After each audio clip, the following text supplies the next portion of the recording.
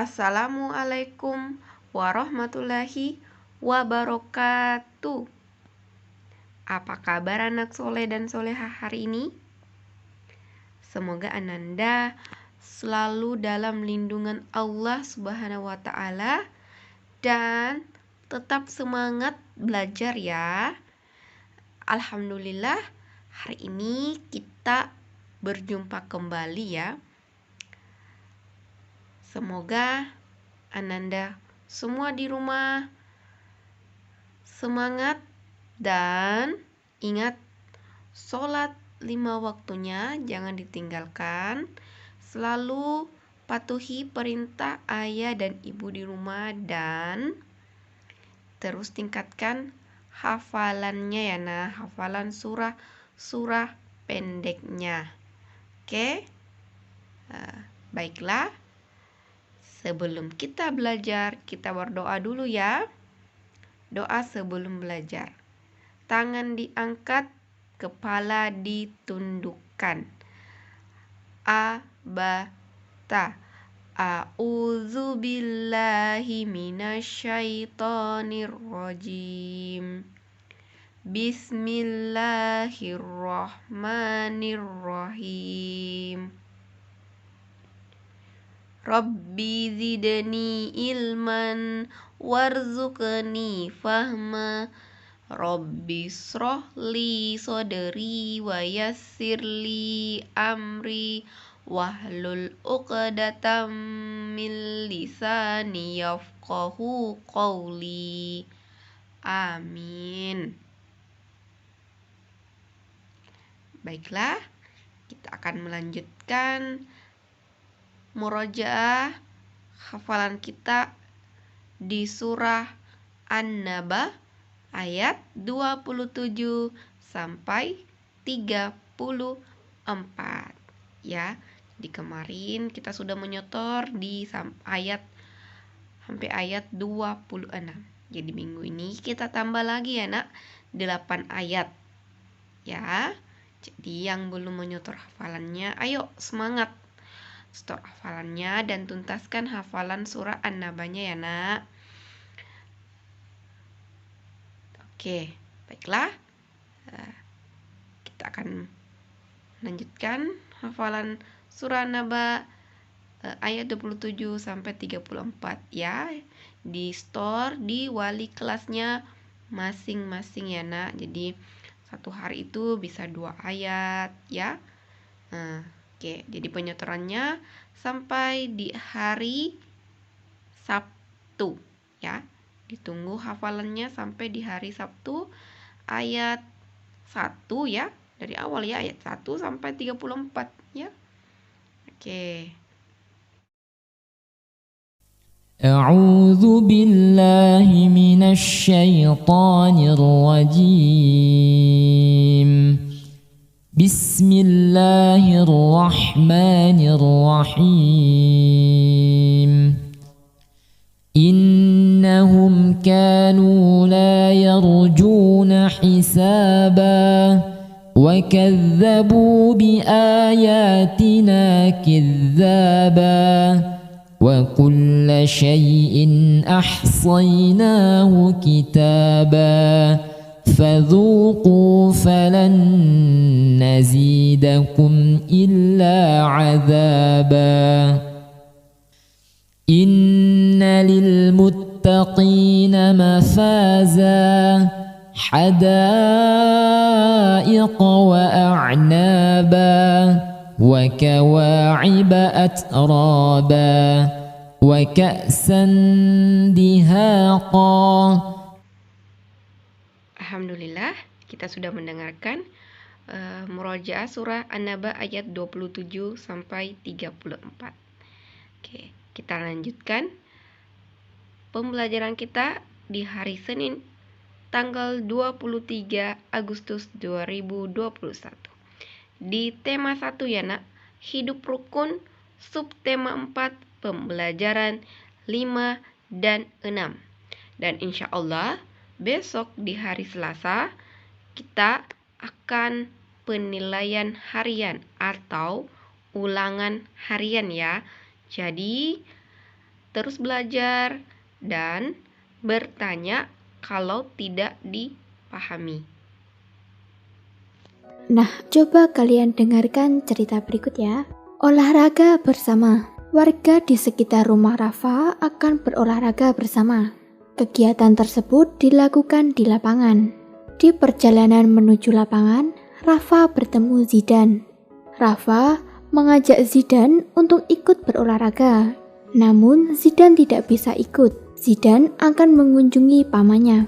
Tiba di lapangan sudah banyak anak yang berkumpul. Mereka sedang melakukan pemanasan.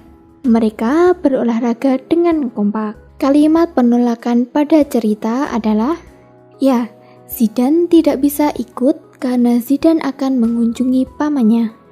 Zidane menolak ajakan Rafa dengan sopan. Sikap Zidane menunjukkan kerukunan dan persatuan. Menjaga persatuan dan kesatuan di masyarakat sesuai dengan pengamalan sila ketiga Pancasila. Sikap yang sesuai dengan sila ketiga yang lainnya adalah 1. Melaksanakan ronda menjaga keamanan bersama-sama. 2. Melaksanakan kerja bakti membersihkan lingkungan. 3. Ikut serta dalam kegiatan warga. 4. Menyukai produk Indonesia. 5. Mudah bergaul dengan orang lain.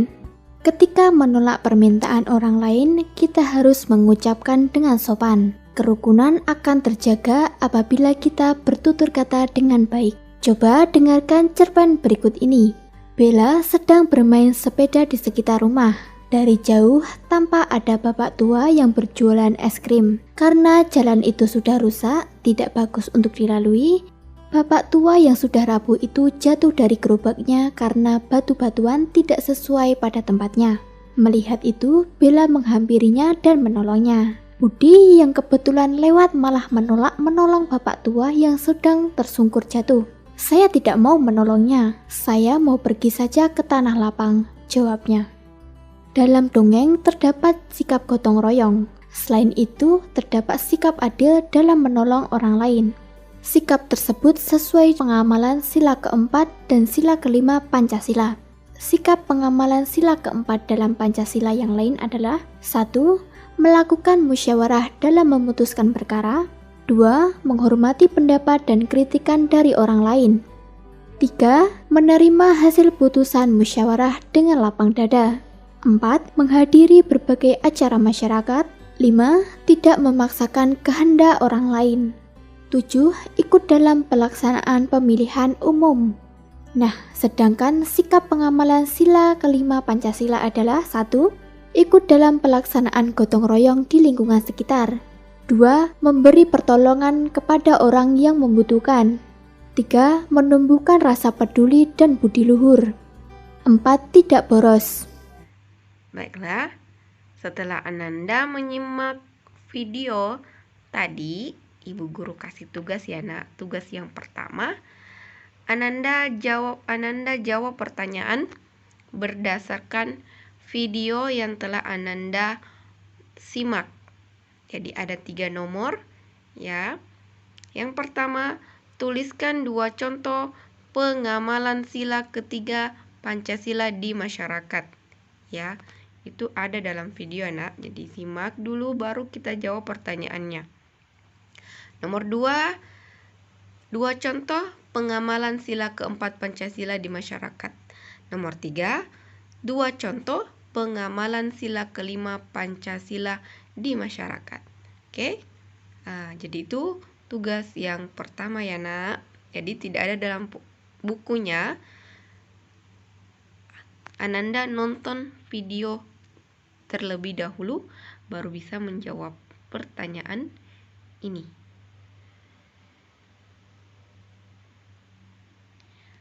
Oke, baiklah kita lanjut di muatan matematika.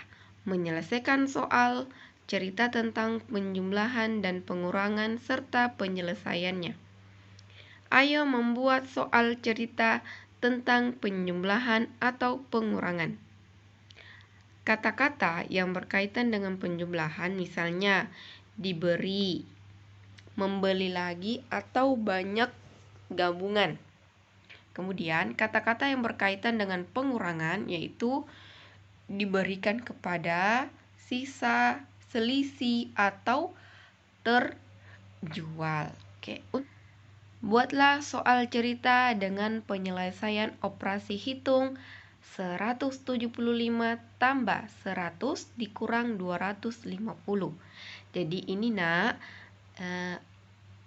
kita yang akan membuat ceritanya. Kita yang akan membuat soal ceritanya ya. Operasi hitungnya sudah ada ya. 175 tambah 100 dikurang 250. Itu adalah operasi hitung.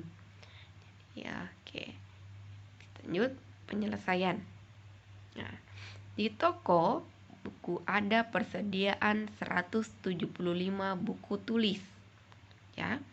Jadi ini bisa diganti dengan 175 kursi ya.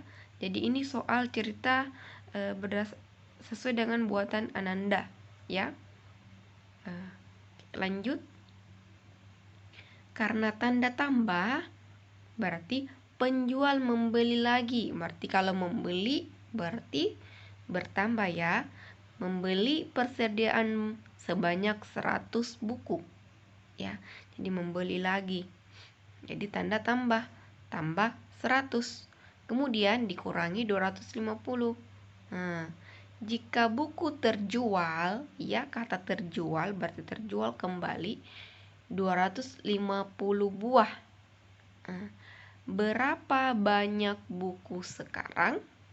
Nah, jadi ini tidak dijawab ya. Terbaliknya dibuatkan cerita berdasarkan buatan masing-masing anak soleh dan soleha di rumah ya. Jadi bebas mau tentang apa soal ceritanya ya. Bisa bukan tentang buku, bisa tentang lemari, tentang kelereng, tentang buah-buahan, hewan ya. Jadi sesuai dengan buatan Ananda sendiri. Oke? Insya Allah paham ya nak. Oke, Ibu Guru kasih tugas ya. Di tugas kedua, Bu Pena 2A halaman 78. Buatlah soal cerita dengan penyelesaian di bawah ini. Setelah itu, selesaikan soal cerita buatanmu. Jadi Ananda buat soal cerita ya. Kemudian soal ceritanya itu diselesaikan ya atau dijawab ya. Dijawab berapa jawabannya. Nah, ini nomor 1. 196 tambah ya. Tambah 113 dikurang 225. Silakan Ananda buat soal cerita sesuai buatan Ananda sendiri. Ananda sendiri. Jadi bebas ya nak, mau tentang apa soal ceritanya. Kemudian ingat soal ceritanya dijawab ya, diselesaikan. Berapa hasilnya? Oke, jadi 1 nomor saja ya untuk buat soal ceritanya. Oke, semoga apa yang Ananda pelajari hari ini semoga diberikan kemudahan dalam memahaminya dan bermanfaat. Amin. Oke. Kita akhiri pembelajaran kita dengan membaca doa sesudah belajar. Abata a'udzu billahi minasyaitonir rajim.